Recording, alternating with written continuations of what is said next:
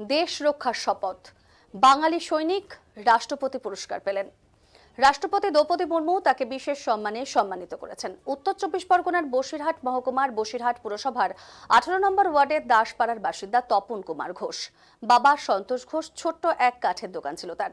হতদরিদ্র পরিবারের ছেলে, ছোটবেলা থেকেই স্বপ্ন দেখত দেশের জন্য কিছু করার। তাই 1985 সালে বিএসএফ এর কনস্টেবলের প্রথম চাকুরির সূত্রপাত। তারপর একে একে চাকুরির পদোন্নতি, ইন্সপেক্টর হয়ে অবসর। তার দীর্ঘ 39 বছর চাকুরি জীবনে ইচ্ছা শক্তি ও সততার জন্য বারবার দেশের এক সীমান্ত থেকে অন্য সীমান্তে, 3বারের কাশ্মীরের এলওসি, আবার কখনো পাঞ্জাব, দেশের এক প্রান্ত থেকে আরেক প্রান্তের সীমান্ত পাহারাদারের কাজ করে গেছেন। সামনে থেকে কার্গিল যুদ্ধে সৈনিক হিসেবে লড়াই করেছেন। নতুন বিএসএফ এর চাকরি যারা পেয়েছেন তাদেরকে তিনি বিভিন্ন ট্রেনিং এর মাধ্যমে দেশ রক্ষা কিভাবে সততার সঙ্গে করতে হবে সেই বাস্তবে রূপ দিয়েছেন। সততার নিষ্ঠা ন্যায়ের জন্য তার দীর্ঘ ও চাকুরি জীবনে 6বার পদোন্নতি হয়েছে। 2025 সালে তিনি অবসর নিয়েছেন। 2025-এর 31শে জানুয়ারি তাকে বিশেষ সম্মানে সম্মানিত করলেও তিনি সে সময়ে রাষ্ট্রপতির হাত থেকে পুরস্কার নিতে পারেননি এই বাঙালি সৈনিক। তাই এবার রাজ্যপাল সিবি আনন্দ বোস সেই রাষ্ট্রপতি পুরস্কার তার হাতে তুলে দিয়েছেন, যা পেয়ে ঘোষ পরিবার খুশি। এমনকি গ্রামের মানুষ তাকে নিয়ে গর্বিত। তপন কুমারের স্ত্রী ও এক সন্তান রয়েছেন। বাবা সন্তোষ কুমার ঘোষ কয়েক বছর আগেই মারা গেছেন। মা উমা ঘোষ ছেলের জন্য গর্বিত। পুরস্কার প্রাপ্ত তপন বাবু জানিয়েছেন, সবাইকে দেশ রক্ষার কাজে এগিয়ে আসতে হবে এবং লড়াই করতে হবে। এরকম মানুষের জন্য আমরা প্রত্যেকেই গর্বিত।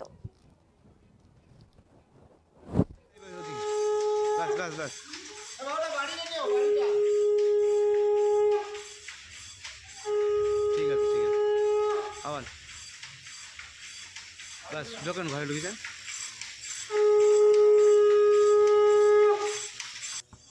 বসুন বসুন।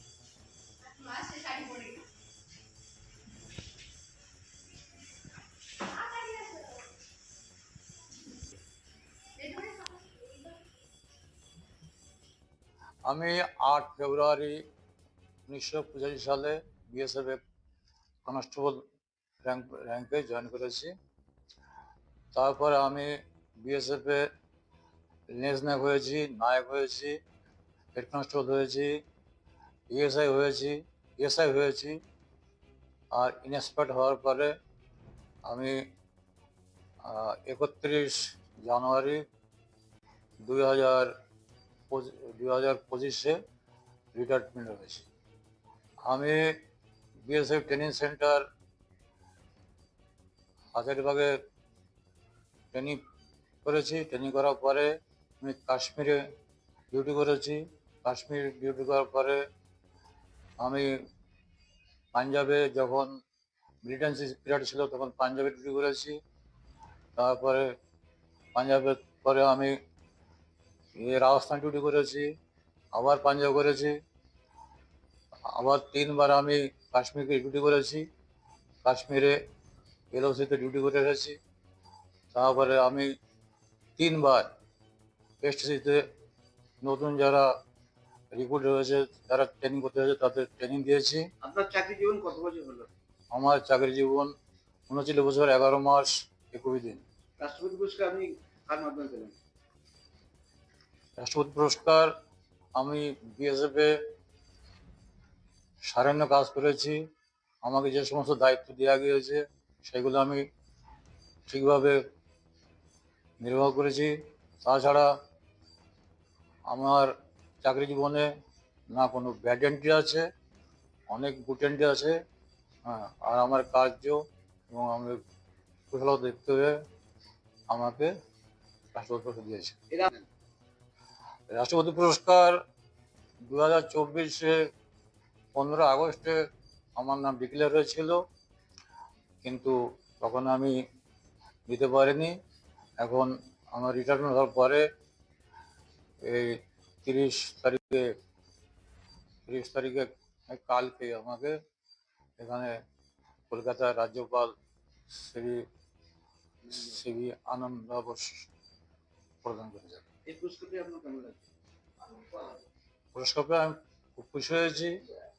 আর আমি বলতে চাই, যে কেউ এই চাকরিতে যাক না কেন, চাকরিতে যাওয়ার পরে দেশের জন্যে মন প্রাণ দিয়ে কাজ করা উচিত, আর দেশের জন্যে সেবা ভাব কি করে কার্য করা উচিত। আপনার নাম? আমার নাম তপন, ইন্সপেক্টর রিটায়ার্ড তপন কুমার ঘোষ। আমি 8 ফেব্রুয়ারি 1985 সালে বিএসএফে কনস্টেবল র্যাঙ্কে জয়েন করেছি। তারপরে আমি বিএসএফে লেন্স নায়ক হয়েছি, নায়ক হয়েছি। এই তপন কুমার ঘোষ, যে দাদা আমাদের এলাকার দাদা রাষ্ট্রপতি পুরস্কার পেয়েছে, আমরা তাতে খুব গর্বিত। আমাদের পাহাড়ি ছেলে, তারা আমার দোকানে এসে বসেন সবসময়। খুব ভালো লাগছে পুরস্কার পেয়ে, এতে আমরা সবাই গর্বিত। সত্যি খুব আমরা আনন্দিত এর জন্যে, খুব ভালো লাগছে। এই জন্যে আমরা খুব গর্বিত বোধ করছি। দীর্ঘদিন 39 বছর ধরে উনি বিএসএফে চাকরি করেছেন, দীর্ঘ জায়গায় বিভিন্ন রাজ্যে ঘুরেছেন, বিভিন্ন জায়গায় বিভিন্নভাবে দায়িত্ব সামলিয়েছেন, তাতে আমরা খুব আনন্দিত।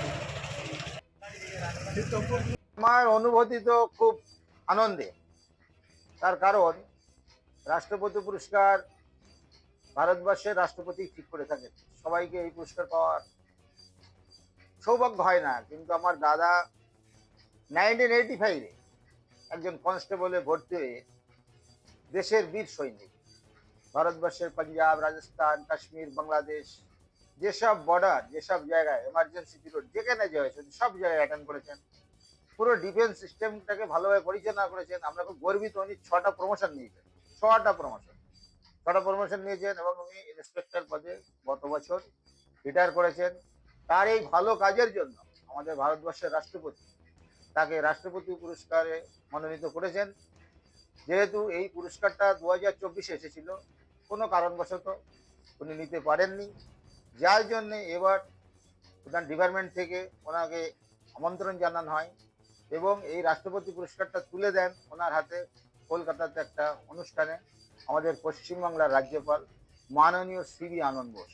আজকে এই পুরস্কার পাওয়ার জন্য আমাদের পুরো পরিবার খুব আনন্দিত। আমরা খুব গর্বিত যে আমাদের ভাই আজ রাষ্ট্রপতি পুরস্কার নিয়ে বাড়ি এসেছে।